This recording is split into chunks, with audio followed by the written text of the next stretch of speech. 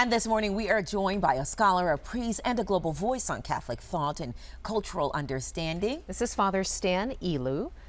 He is an associate professor from DePaul University, here to help us understand the deeper meaning behind the name Leo. Welcome, sir. Thank you very much. Father, can you tell us, what does it tell us that Pope Leo chose that name as his pontifical name?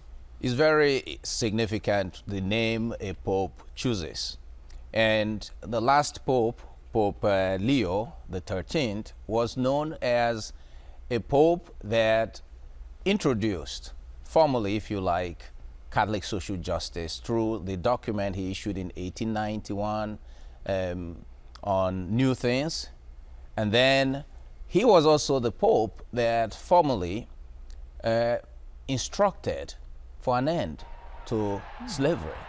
He published that document in Plurimus, where he warned the Bishop of Brazil. It's over now, guys. And he supported the anti-slavery movement. That is Pope Leo the 13th.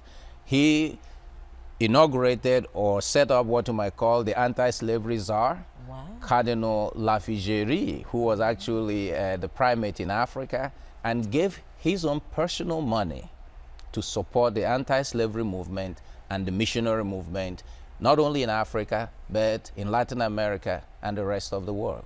So for Pope Leo XIV to choose this name, does this signal what direction and what vision he has going forth in his papacy? I think so, and also going by his precedents, he's going to fight for the rights of workers.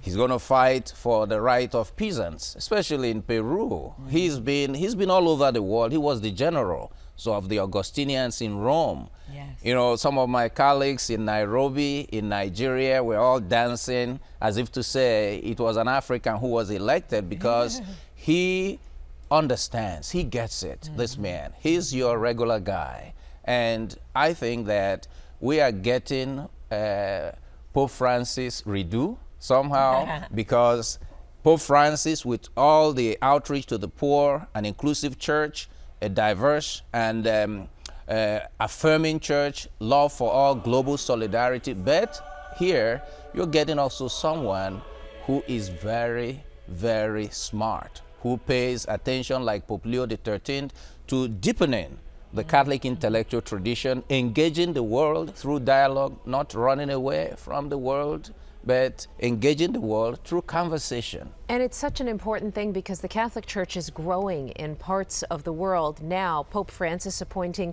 many cardinals from Asia, from Africa. How is this changing profile of the Catholic Church going to impact Pope Leo's leadership? I think you cannot meet today's problem with yesterday's solutions. That's what the Second Vatican Council, the meeting, the largest, the gathering of Catholic bishops, agreed when he says the church is in the world. The church must engage the world, bring the voices of everyone, women, bring the voices of those who are marginalized, no matter who you are. And that's very important because, you know, the church today is now, we are now, I think, in what some people say, a post-Western Christianity. Majority of Christians, Catholics, are no longer living in the West.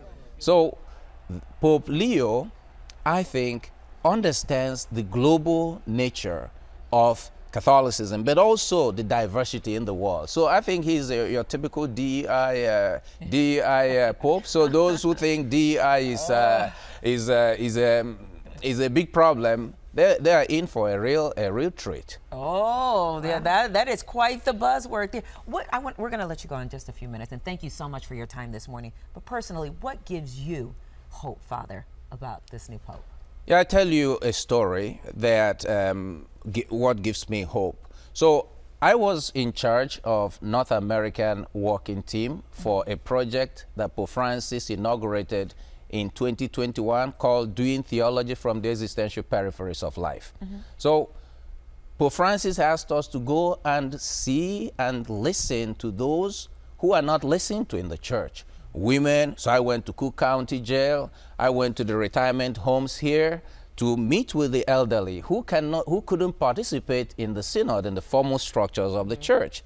Then we brought our report to Rome. Who was there to promote this report?